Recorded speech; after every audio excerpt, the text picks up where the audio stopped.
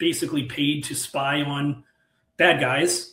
We call them threat actors. We don't call them hackers because hackers has a broader meaning and not always bad.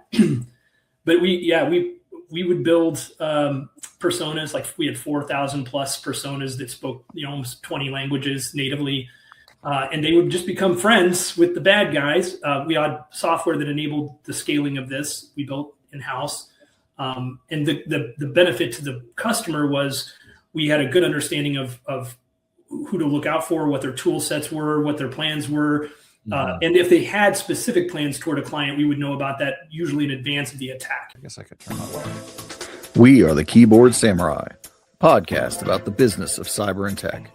Here to help you or your business improve. Here's your host, Will Clue. Let's hack into it now. Hey everybody, welcome back. Another episode, Keyboard Samurai. As always, like, subscribe, all that crazy BS. Today, we have a treat. I think we have another author. I think two episodes ago, I had another author on. So we're going to do an author series. Maybe I'll cajole some stuff together and we can have a clip show.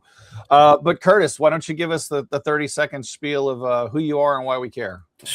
Sure. It's up to you whether you care or not. But I spent now a little over 30 years in what I think we just call cyber. When I started, it didn't have a name, and now it's gone through several iterations down to this cyber. Mostly on the technical side. Most of my career did a lot of transitioning into business development, and eventually became the CEO of my own company. I started that company in DC 13 years ago or something like that. Exited that company last year. That company's focus was on cyber espionage, but we also had a ransomware response practice. And I wrote a book about all that. So that's kind of my background. I'm technical, but also can wear a suit. It's funny because I do the hoodies like the thing, like it's just what I wear. But I like how it matches your color theme too. That's it's all very intentional. But again, like then I go to like have a client meeting or a speaking engagement, I have to have like a yellow shirt or something, or like right. No yellow suit. Yeah, I'm not Steve Harvey or anything. So nice. Well, so first I'm going to address the cyber in the room because I was so adamant as an information security and risk management professional that like cybersecurity, like there was a website even that used to exist, and it was this is like decades ago, and it was like, should I use the word cyber? And it walked you through a bunch of questions, and all of them were like, no matter what you answered, unless you were writing like a dystopian science fiction novel, right? Or something. I hated it. But my ex-wife was in like the public sector consulting type stuff. And they started using that word well before the rest of us did. And I used to make fun of them so bad. I was like, this is, this is like the ASL or whatever. Like we're not. But yeah, now I just sort of accepted the term, unfortunately. But I had the same thing. Like I didn't even like cybersecurity. And then I think for me, similar, I went to ICS conference, and this was early in when manufacturers like still weren't doing anything. And they would just like, that was where I heard they just said cyber, and it just meant cybersecurity, information security. At this point, I have succumbed to it because honestly, it's shorter to write, faster to say. It makes my content easier. Right. So that's the marketing rabbit hole we went down. But I do want to. We talked about before the show. I do want a little insight on the cyber espionage kind of stuff. Like, I don't know. Just tell us a cool story. You got to have something. Well, I think I don't think a lot of people understand that this is a business that. Private companies do this kind of work, but it is what it sounds like. We're basically paid to spy on bad guys. We call them threat actors. We don't call them hackers because hackers has a broader meaning and not always bad. But we would build personas. Like we had 4,000 plus personas that spoke almost 20 languages natively. And they would just become friends with the bad guys. We had software that enabled the scaling of this. We built in-house. And the benefit to the customer was we had a good understanding of who to look out for, what their tool sets were, what their plans were. And if they had specific plans toward a client, we would know about that usually in advance of the attack. And that was the primary use of that technology in the business. Obviously the government customers love that stuff too. And so that we started with almost all commercial, and then we started getting pulled into more like public sector stuff, kind of mid-flight. But yeah, it was all large commercial customers that we were doing this work for. And then we eventually got pulled into the ransomware response almost accidentally, which is a funny story, but and that became a significant part of our brand and business, and continues to be a big part of my personal brand. So the cyber espionage, like, again, you're just spying on other people. And I remember it's kind of what led to threat intelligence, I think, right? It is a form of threat intelligence. It really is. It's a more hands-on version of threat intelligence, not machine generated stuff. It's human generated, almost like humans, like you would say in the military, human intelligence.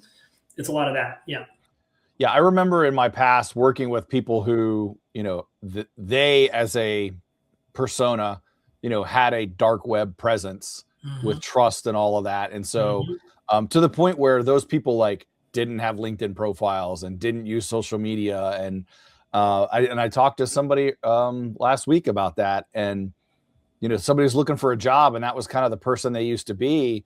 And they're like, when I Google you, nothing comes up. And they're like, yeah, it's like working for the CIA or something, right? Yeah. You just described my entire analyst team, basically. So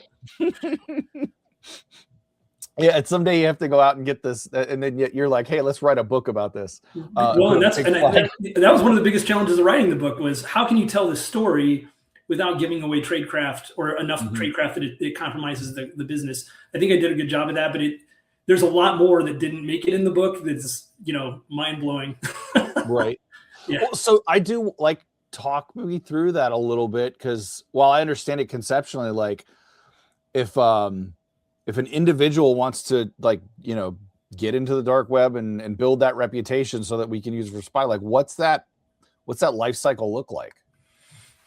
So for the ones that matter, because there's a lot of low-hanging fruit stuff you can do on just the basic forums, but if you want to get invited to the real parties, it takes a lot of time. And one of the things that we learned sort of organically in the process was a lot of the nomenclature and sort of culture around those groups, especially the ones in Eastern Europe and Russia and things like that, were like Venn diagram, almost a circle of the gaming community there. And so if you were a part of the gaming community and you knew that lingo, and you might be speaking it in Russian or Ukrainian, but the lingo, you were more likely to succeed as an agent inside the dark web or Telegram or wherever we were trying to get into. And eventually we did build up, rapport to the point where we were asked to be moderators on some of the bad guy forums and things like that. And which is a tricky thing to navigate, by the way, because you don't want to facilitate crimes, but you want that information. So that required some discussions with law enforcement. But yeah, we were able to do it pretty successfully. It just took a lot of time. The Venn diagram with gaming community, I'm assuming that's where Pwned was crossed over from. Right. For me. And again, because I am a gamer, it just naturally seems, and we always, I do a lot of content in pop culture, gamer reference type of stuff. And of course, we just assume that, well, if I know the audience I'm speaking to, it's fine. But but if I'm doing a CEO conference or a CMO conference, I don't do that. Right? Dial it back. Yeah. But if it's Black Hat, I know I can drop that stuff. Yep. So it's an art form. It takes a lot of time and patience, and you have to be smart about building, backup personas and things like that. So because you will eventually get caught or booted, or at some point you need to, all that investment you made into getting into a particular property or platform. You don't want to lose it with one persona. So one of the first things you do once you've got a rapport is you self-vet other people that are part of your community. So you'll have 3 or 4, underlings that you brought in because you're trusted, they're trusted. Kind of, it's tricky, but it's like the undercover detective, and then bringing in the rest of their crew too to be the sting operation. So is it, which to that point? Like you mentioned law enforcement, and we always have, every conference has some FBI, CIA, 3-letter agency person talking about how they do this stuff. Right. But do you, but is that a requirement for to do this, or is it just we only bring them in when we have to? Are they monitoring what you're doing? How's that? it's somewhat subjective. I mean, you want to be friendly with them. So one of our policies at Group Sense was we would share data gratuitously with law enforcement. Because if they're, for example, if they're doing a takedown of one of these darknet markets, and we're active on it, we don't want to. We want them to know who we are and why we're there, and so on. When it involves things like national security or human life, then we're absolutely knocking on their door very quickly. Right, for sure. Yeah. That's crazy. Super exciting. Is there anything? It's okay if you don't have it. Is there anything like you were part of that's like well known, like national news, like anybody in the industry knows about it, kind of thing? There's a lot, and I mostly can't say it. Because that's why I said we exited the company. I signed some pretty egregious confidentiality agreements with that. But yeah, there was a lot, and it's even more on the ransomware negotiation stuff. So a lot of the cases that you heard about in the news, there's a number of them that I was actively the negotiator or the lead sort of quarterback on, over the last 5 or 6 years. Right. So quarterbacking ransomware negotiations, like talk me through that. Is it this, like we all kind of know, well, I say we all, there's a lot of us, like we understand like negotiation tactics. We've either used it for, getting a job, promotion, raise. If you're in sales, you've talked to, Chris Vaughn, right? Chris Vaughn. Yeah.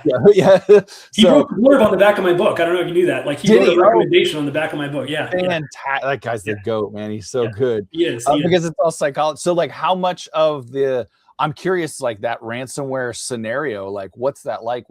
How's that work? Well, so first, like the way we got into it was, I mentioned by accident. We had a large, there's one that was in the news, a large multinational software company that was ransomed. We had a working relationship with them on the cyber espionage side. And the deputy CISO called me up and said, hey, will you negotiate with these bad guys for us? We're in a bad way. And I said, no, I don't know how to do that. But I know a guy. And so I recommended this other guy, and they were in a hurry. They're like, subcontract him on your contract, bring him to the meeting tomorrow. We got to start right away. Mm-hmm. And the next day, he ghosted us. And he ghosted us for he just didn't return our phone calls for like 2 weeks. And I ended up, as a result, doing the negotiation sort of on the fly. So when we started, I was winging it. And frankly, it's funny, when I met Chris Voss, He was speaking at the NYPD counterterrorism and counterintelligence conference, and I was speaking there too. And I was like, I'm going to corner that dude, and I'm going to get his autograph, and I'm going to. And he called me before the conference, and I recognized his voice because I took his master class, right? Mm. So I was like, is this really him? And so he said, hey man, I just listened to a Wall Street Journal tech podcast you were on, and I really dig your methods. And I was like, it's because of your methods, Chris. Yeah, that's yours, because I read your book. I don't have any methods, man. So so when I first started, I literally reading those books. I reread Getting to Yes. I read, I took I read a bunch of blogs from Harvard, Business Review on negotiation. And but since then, folks that came out of the Harvard Negotiation Project and people like Chris Voss have sort of leveled me up in the negotiation strategy quite a bit. I couldn't have done it without him, frankly, because I didn't have a background in that. I was a nerd. I'm a cyber nerd. And suddenly I'm doing all these really high stakes negotiations. I like to joke that it only works on the bad guys. I paid too much for my Tacoma, but well, yeah, it's funny you said that, because I'm the same, as somebody who works in sales and marketing a lot, I don't go into it thinking I'm selling. I'm just there to help the client, solve their problem. So when I go to buy something, I'm the same way. I'm like, I want this thing, and that seems reasonable. I'll just that seems like a good price. I don't. Yeah, no, but it has. I have learned a lot on the job, and through some of these contacts, and I'm blessed for it. And I've made some huge impacts in the industry, and then I've taken some of the lessons from that, and I've been trying to, in my public speaking and parts of the book, I talk about how people can, one, not be a victim, but then also what to do when you are, and how to manage that and stuff like that. And when I say quarterbacking, it's because the negotiation, it sounds very tactical, like it's just me arguing with a bad guy, but there's a lot of in negotiation terms, there's a lot of tables that you're sitting at, right? So there's the client, right? The victim. There's law enforcement. There's the insurance company. There's a lot of moving parts, and all of them have personalities. All of them have objectives. Not all of them are aligned. So and you almost end up being, for example, like a therapist to the victim. I couldn't do it at first because I didn't have enough experience. But after years of doing this and across all of these victims, I was able to, become that voice of calm and reason with even the most, upset client and get them to where they're taking a deep breath and thinking clearly and making decisions and that sort of thing. So it's not just arguing with the bad guys. There's a lot to it. Yeah. You're a therapist, right? And it's funny because I've been in that, I've never like, as somebody's not like really close to the incident response, like technical stuff itself, being an executive when there's, and having teams that do that, we always have somebody who's that's the better term for it, the therapist. We would call it the CISO's best friend. Like your job is to go in and make sure nobody jumps off any cliffs, right? Be like, hey, everything's okay. These guys are handling it. These girls over here doing this. This is all this, but I like therapists better. Yeah. Well, and just think of, you put yourself in their shoes, like the amount of leverage the threat actors have, and then the feeling of being a victim, if you've ever been robbed or taken advantage of, how that feels, and then all of that, and just having someone who can calmly say, I've done this before. I know these guys. This is how it's going to go. Calm down, right? And that by itself is huge value. So being the victim, let's talk about that, because you mentioned a little before we started, like that's another thing, like now that you're really I guess advocating for is personals, individuals, like tell us a little bit about that. Well, I like, if you've ever seen any of my talks, or I did a TEDx talk, I end every single one of my talks with, the personal responsibility of digital, hygiene, cyber hygiene, because the bad guys are more successful when they have information about you that they shouldn't have. And if you're not paying attention to how that information is leaking, or how that's getting out, or you're not doing the basic things to protect yourself, I do this one talk called the digital butterfly effect, which is if you're familiar with the chaos theory, butterfly effect, butterfly flaps its wings in one part of the world, creates a typhoon someplace else, that sort of thing. The concept behind that, and the subtitle of that talk is From the Dry Cleaners to the DIB, with the DIB is the Defense Industrial Base. And what I'm trying to say is there's so many people who think I'm not important. Like if they hack me, yeah, it sucks, but I'm not part of the big picture. You are. And I can tie a line between a dry cleaner, incident and the national security incident, right? Like I can connect the dots there. And so what I was saying is, like, if you care at all about, I don't know, the country, about your family, then you have a personal responsibility to pay attention to a few of these very basic things, right? And I get a lot of comments at talks where people go like, well, we all have to become cyber experts? No. And I was like, no, you don't. Just like you don't have to be a doctor to know how not to die, right? Like right.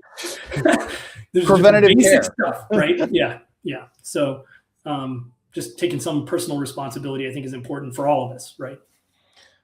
I like that approach. It's something I have used. I don't remember a time in my career when I haven't used it. Like, as long as I've been doing this, especially whenever I would do like any kind of end user training, things like that. It's right. Because it ultimately go, we start with, here's the corporate stuff and what you want to do and why it matters. And then we ultimately go, and here's why you are a target. Because if I know a little bit about you and a little bit about you and a little about you, now I know a lot about this company. Right. I'm sure there's only 30 people here, but this company is connected to this one and that one. And we've all, I say we all, but I know I've had, organizations who've had 3-letter agencies knock on their door and be like, hey, did you know that China's like, using your stuff to get to this DIB company over here? Yep. The supply chain or third party or even tertiary or fourth party attacks, or like the bad guys have figured out that supply chain is the easier way, because, Deloitte, or whoever the target is, they've got a ton of resources to defend themselves. But the paper supplier who has a direct connection to them does not, right? And so they're smart about that. Hacked under Mifflin to get to Accenture. Exactly. Well, Curtis, this was awesome, man. I could talk to you forever. If people want to find you online or buy the book or whatnot, like where do people find you? Yeah, it's cyberreconbook.com is links to where you can buy the book. And then also kurtisminder.com is if you want to book me for public speaking or if you need help, like you can fill out a form there if you're having an incident, and I can, advice is free, and I can help out. Advice. You better be careful about that. You're going to. I know. I get yelled at all the time. I'm too nice, but I like to help people. I'm in the same situation. It's like I've been to the whole like, hey, that's why I got active and just in general, like more in the externally in the community to help people, because I realize how important your network is. Yep. And it's like I get pinged all the time. So man, I want to help you, but like I've only got so much time sometimes. Right. But we do what we can. Right? You have to manage it. But I don't think I could sleep at night if I was shooing victims off every day. So, yeah. I can't. It's well, we thank you for what you do, man. I really appreciate you coming on the show. We'll need to have you back with some more stories, man. This was great. That'd be amazing. Thank you for having me. Thanks, Curtis. Take care. Thanks for listening. Be sure to like and subscribe. Follow Will and the podcast on LinkedIn /WillClue. Visit WillClue.me for information on services he offers to help your cyber or tech business grow. Until next time, Synaculator.